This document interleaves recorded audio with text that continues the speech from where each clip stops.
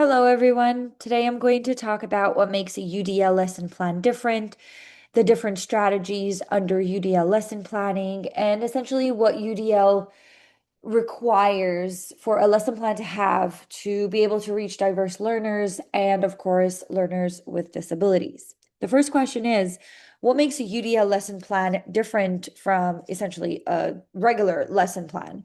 A UDL lesson plan is different from a traditional lesson plan because it is designed from the start to meet the needs of all the learners.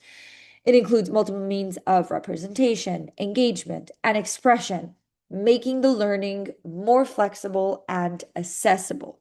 For example, instead of only using a printed worksheet, which is a classic way of conducting a lesson, a UDL plan might include an audio version, which could be a YouTube video, a BrainPop video, catchy visuals, an anchor chart, or a guide to the lesson, or some hands-on materials, which literally could be anything that the kids can hold and manipulate and work with.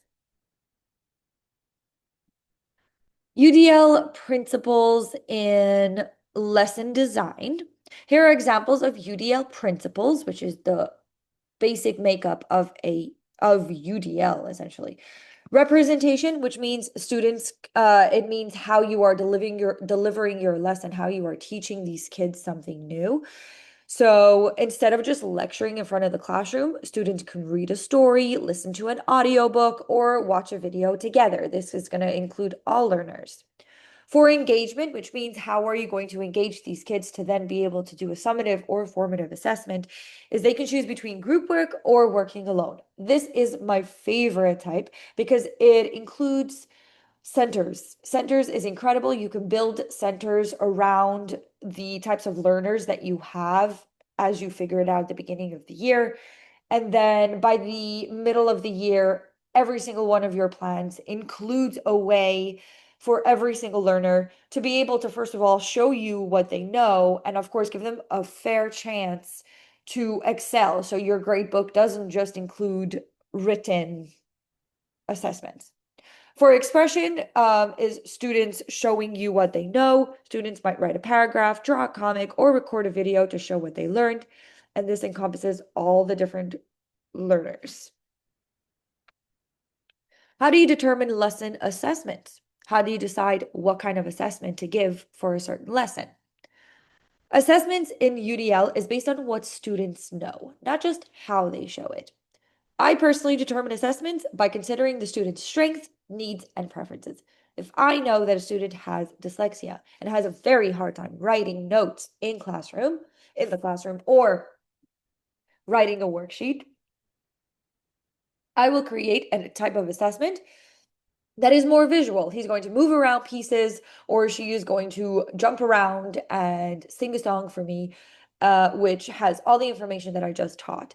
It's different ways of assessing, giving these kids a grade if needed. That is not just one way of doing things. My favorite quote is, "You cannot judge a fish by its ability to climb a tree." But even the even deeper meaning in that is, if you are the instructor and you know who you're dealing with, which in this case is the fish, and you are assessing this fish by its ability to climb the tree just because there is, let's say, a monkey in your classroom who is really good at climbing trees, it is all automatically your fault if you are assessing this kid by its ability to climb a tree. And of course, this kid is going to fail because that is not the correct way to assess this student. You must accommodate this student and find a way that this student can shine in their own right and receive feedback and grades. For example, if the goal is to understand main idea, one student might write a summary, another might create a storyboard, and another might even explain it to you verbally. I like to have the students come up to my desk and I give them a chance to explain to me what I just taught. I give them a question, I give them an example, and they explain it to me further, and then I decide whether they understood or not. Multiple ways to show learning. Here are different ways students can demonstrate learning in a UDL lesson. They can do it in written response. They can write it down on a whiteboard and pick the whiteboard up. It's that simple. Oral explanation, like I said, I give them a chance to come up to me and explain the lesson. An art project is my favorite. You could do it digital. You could do it physical.